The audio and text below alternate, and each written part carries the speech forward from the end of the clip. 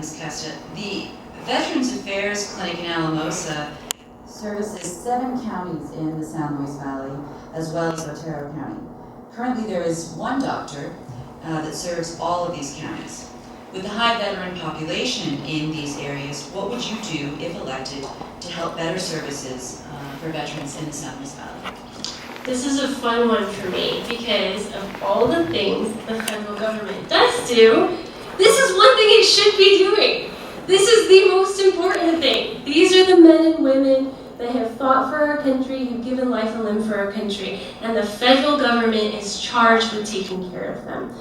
I did the math, and our 535 representatives every year earn $93 million.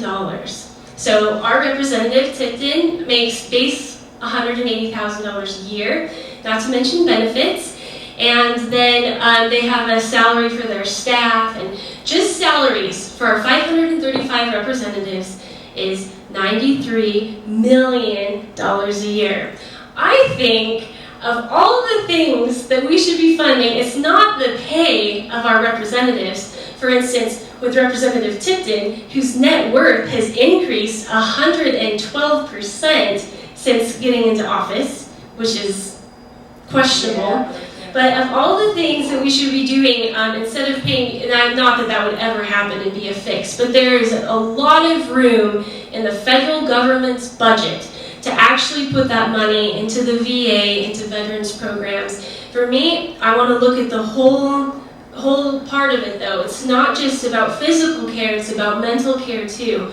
I know a lot of very, very, very troubled young veterans, and we really need to have more resources for them when they come back from war. I personally don't want to send them anymore. I've had it. Yeah. But for the ones that have already been over there and are coming back, and for ones that have been back and are on the streets without any type of care and without any home, of all the things we should be doing, we should be protecting them. So there's a lot of different things we could introduce at the federal level of government. Whether or not you could ever get the agreement in the House or Senate to do anything is questionable. But again, if we can do something, regardless of what happens with this election, but if we as community members and community leaders can look at what's going on and try and find other solutions other than relying upon the federal government, then I would love to be a part of that and love to talk to the Veterans Organization and other groups, because that is one for me that hits home. I really think that it's a huge, huge misstep by our federal government, and I think that I know we owe it to them. And it's from many different wars, but especially the guys coming back now.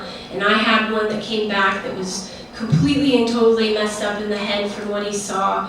I think that we need to have better services for them.